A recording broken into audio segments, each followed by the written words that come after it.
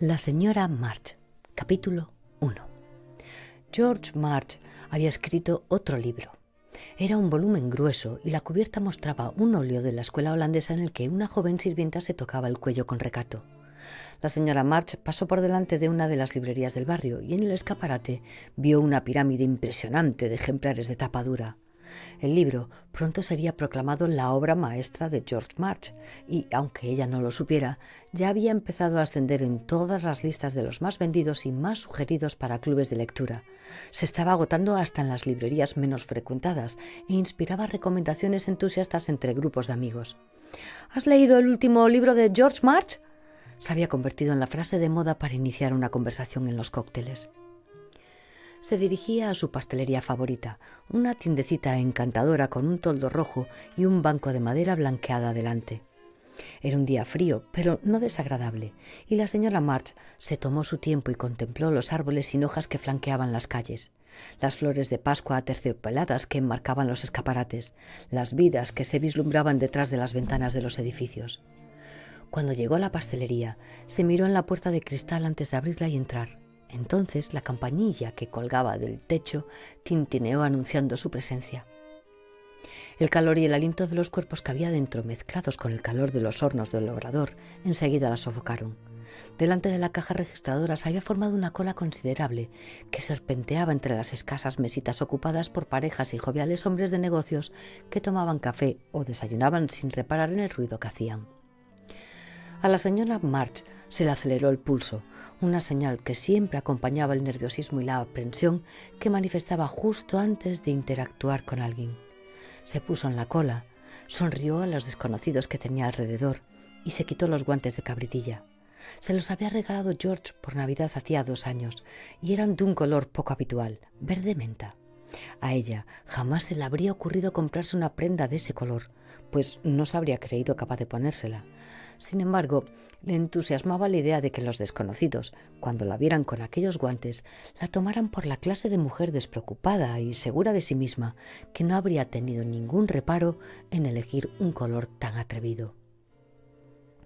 George había comprado los guantes en Bloomingdale's, lo que a ella siempre le había impresionado. Se imaginaba a George en el mostrador de los guantes, charlando con las aduladoras dependientas, en absoluto avergonzado de estar comprando en la sección de artículos femeninos. Una vez, ella había intentado comprarse lencería en Bloomingdale's.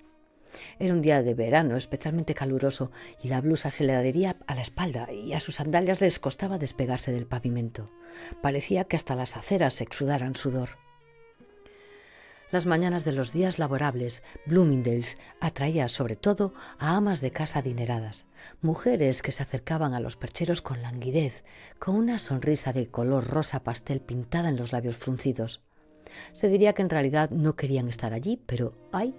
Era inevitable, porque ¿qué podías hacer, francamente, sino probarte unas cuantas prendas y quizá comprarte 2 o 3? A la señora March la intimidaba más aquella atmósfera que la que imperaba en los grandes almacenes a última hora de la tarde, cuando las mujeres trabajadoras se abalanzaban sobre los percheros sin un ápice de elegancia ni dignidad y pasaban las perchas a toda velocidad y sin molestarse en recoger la ropa que caía al suelo. Esa mañana en Bloomingdale's habían acompañado a la señora March a un amplio probador de color rosa. En un rincón había un diván de terciopelo junto a un teléfono privado que servía para llamar a las dependientas, a quienes ella se imaginaba riendo y susurrando detrás de la puerta. Todo lo que había en la salita, incluida la moqueta, era de un rosa cursi y empalagoso, como el aliento con olor a chicle de una niña de 15 años. El sujetador que le habían escogido, que colgaba provocativamente de una percha forrada de seda en la puerta del probador, era suave y ligero y tenía un olor dulzón, y por todo eso recordaba a la nata montada. Pegó contra su cara una de las tiras de encaje y la olió, y se llevó una mano indecisa a la blusa, pero no se atrevió a desnudarse y probarse aquella prenda tan delicada. Acabó comprándose la ropa interior en una tiendecita del centro regentada por una mujer coja y con muchos lunares que le acertó a la talla de sujetador con una sola ojeada a su cuerpo completamente vestido. A la señora March le habían gustado los mimos de aquella mujer, que había elogiado su figura y, mejor aún, había criticado la de otras clientas sin reprimir sus exclamaciones de desánimo. Las otras mujeres que había en la tienda se habían quedado mirando la ropa sofisticada de la señora March con evidente anhelo. Ya nunca volvió a comprar en Bloomingdale's. Ahora, en la cola de la pastelería, miró los guantes de cabritilla que acababa de quitarse y luego se miró las uñas y quedó consternada al ver que las tenía secas y partidas. Volvió a ponerse los guantes y al levantar la cabeza se dio cuenta de que alguien se le había colado. Convencida de que debía de tratarse de un error, intentó discernir si aquella mujer solo había ido a saludar a alguien que ya estaba en la cola, pero no. La mujer estaba plantada delante de ella en silencio. Nerviosa, la señora March trató de decidir si debía confrontar a la mujer con lo ocurrido. Colarse era de muy mala educación, si es que esa había sido su intención, pero ¿y si se equivocaba? Así que no dijo nada y se mordió la cara interna de las mejillas, un hábito compulsivo que había heredado de su madre, hasta que la mujer pagó y se marchó y le llegó el turno a la señora March. Desde su lado del mostrador sonrió a Patricia, la dependienta de mejillas coloradas y melena rizada y frondosa que llevaba la tienda. Patricia le caía bien. La veía como a una especie de mesonera rolliza y mal hablada, pero amable. El clásico personaje que protegería a una pandilla de humildes huérfanos en una novela de Dickens. «Aquí llega la mujer más elegante del barrio», dijo Patricia al ver acercarse a la señora March, que le sonrió y se dio la vuelta para comprobar si alguien lo había oído. «¿Lo de siempre, tesoro?» «Sí, pan de aceitunas negras y... bueno, sí», dijo. «Hoy también me llevaré 2 cajas de macarons, por favor, de las grandes». Patricia rebuscó detrás del mostrador, agitando su gran mata de rizos de un lado a otro mientras completaba el pedido. La señora March sacó la cartera sin dejar de sonreír, complacida por el halago de Patricia, y acarició con la yema de los dedos las protuberancias de la piel de avestruz. «Estoy leyendo el libro de su marido», dijo Patricia. Estaba agachada detrás del mostrador y se había perdido momentáneamente de vista. «Me lo compré hace 2 días y casi lo he terminado. No puedo parar. Me encanta. Es buenísimo». La señora March se acercó un poco más y se apoyó en el expositor de cristal lleno de magdalenas de todo tipo y tartas de queso, esforzándose para oírla a pesar del bullicio. «Oh», dijo. Esa conversación la había pillado desprevenida. «Ay, me alegro de saberlo. Seguro que George también se alegra de saberlo. Anoche se lo estuve contando a mi hermana. Conozco a la mujer del autor», le dije. «Qué orgullosa debe de estar». «Ah, bueno, sí, bueno, aunque como ya ha escrito muchos libros... Pero es la primera vez que se inspira en usted para crear un personaje, ¿no?» La señora March, que seguía hurgando en su cartera, sintió un repentino entumecimiento. Se le puso la cara rígida al mismo tiempo que se le descuajaban las tripas, hasta tal punto que temió que se le escapara algo.